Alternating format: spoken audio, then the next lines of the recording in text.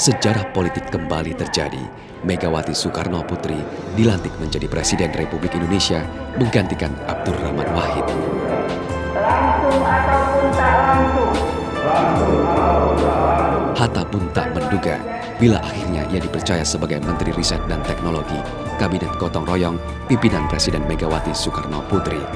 Saat itulah Hatta Rajasa mulai menapaki peran sebagai seorang birokrat.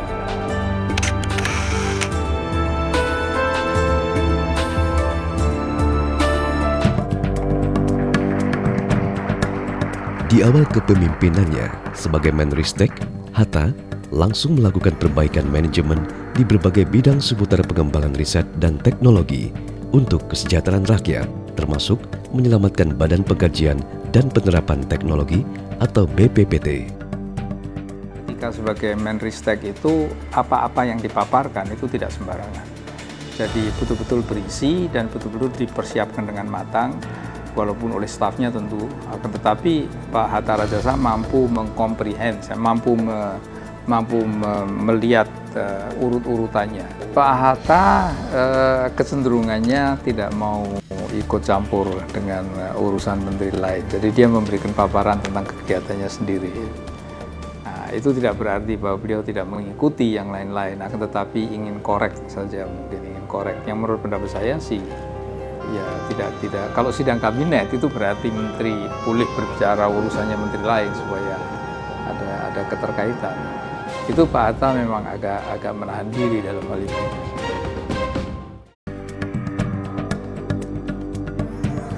Setahun menjadi Menristek, Hatta berhasil mengharumkan nama Indonesia dan menjadi orang Indonesia pertama sebagai President of the 46th General Conference of the International Atomic Energy Agency atau IAEA di Vienna, Austria, September 2002. Selama kepemimpinannya, Hatta berhasil membangun dialog di antara 143 negara dengan menghasilkan 23 resolusi. 2 di antaranya resolusi perdamaian Timur Tengah dan peluncuran senjata nuklir Irak.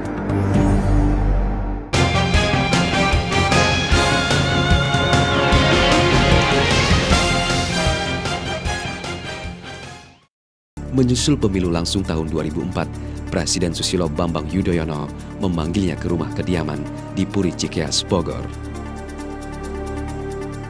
Alumni Teknik Perminyakan ITB ini dipercaya Presiden sebagai Menteri Perhubungan Kabinet Indonesia Bersatu. Tidak berlebihan bila sejarah politik nasional mencatatnya sebagai politisi kapabel dan kompeten yang lahir di era reformasi. Melayu istimewa ini Hatta Rajasa ini, ya. Dia itu mencuat, gitu. Ya, mencuat tadi karena itu kerja kerasnya, kecerdasannya, wisdomnya. Ya. Itu saya kira 3 syarat ya. Cukup luas itu, daya tampungnya itu, sehingga diletakkan sebagai menteri apapun mungkin memang berhasil. Tahun 2010 kita harapkan kita sudah memiliki bandara yang baru. Hatta Rajasa bukanlah tipikal menteri yang hanya bekerja di balik meja. Inspeksi mendadak atau sidak adalah cara yang dilakukannya dalam pengawasan langsung di lapangan. Terus-terusan begini kita, ya bagaimana kita mau mengontrol barang-barang yang masuk, yang ilegal, yang legal, kan susah.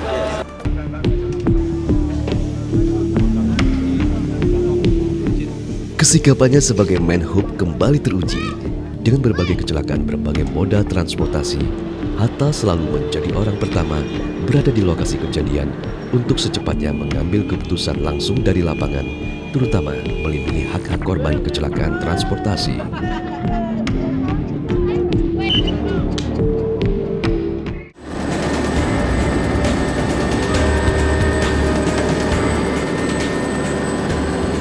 Kepekaan sosialnya selaku pejabat negara ia tunjukkan saat bertandang ke Nagro Aceh Darussalam pasca tragedi tsunami. Dan saya sangat yakin kita semua mencintai PT Kereta Api kita. Fokus pada pekerjaan adalah totalitas dalam mengemban tugas yang diberikan kepadanya. Selama menjadi Menteri Perhubungan, Hatta juga selalu terdepan dalam menyelesaikan berbagai persoalan moda transportasi. Di antaranya, berani dan tegas memotong biaya ongkos bongkar muat pelabuhan atau terminal handling charge Dengan kebijakan ini, Hatta berhasil menyelamatkan 1 juta pekerja yang terancam pemutusan hubungan kerja. Semua pekerjaan yang dilakukan selalu dianggap sebagai amanah yang diberikan kepada dirinya.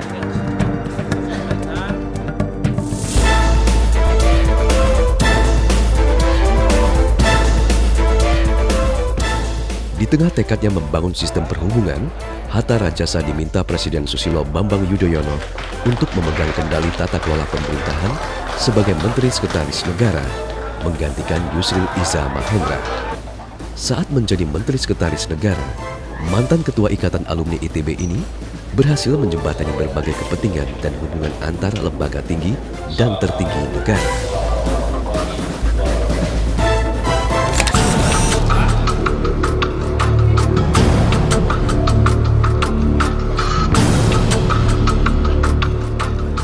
Jelang pemilu presiden dan wakil presiden, Hatta dipercaya menjadi ketua tim kampanye nasional SBY Budiono. Hatta pun berhasil mengantarkan SBY Budiono menjadi pemenang dalam 1 putaran dengan perolehan suara 60,80%, mengalahkan pasangan Megawati Prabowo dan Yusuf Kala Wiranto.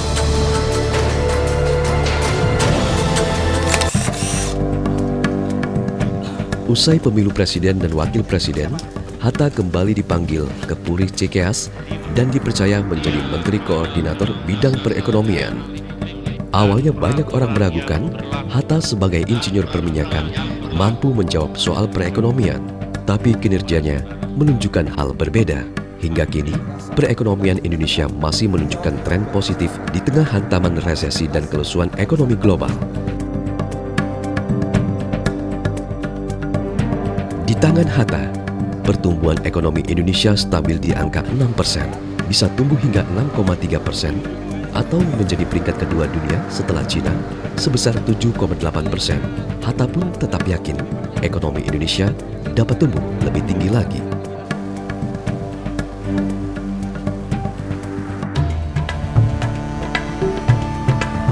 Keyakinan itu bukan tanpa dasar.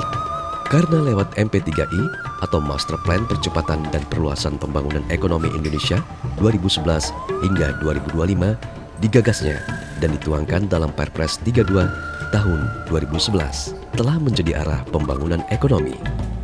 Sampai Juli 2013 total investasi yang masuk mencapai 647,4 triliun rupiah yang tersebar di beberapa koridor di seluruh wilayah Indonesia.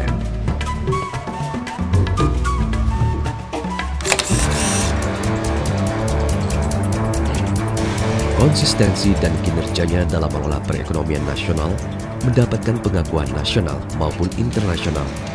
Lewat MP3I, Hatta menjadi orang Indonesia pertama yang mendapatkan penghargaan Public Policy Award dari Asia Society yang bermarkas di New York, Amerika Serikat. What we felt about Minister Hatta Rajasa is that he didn't have to go into public service.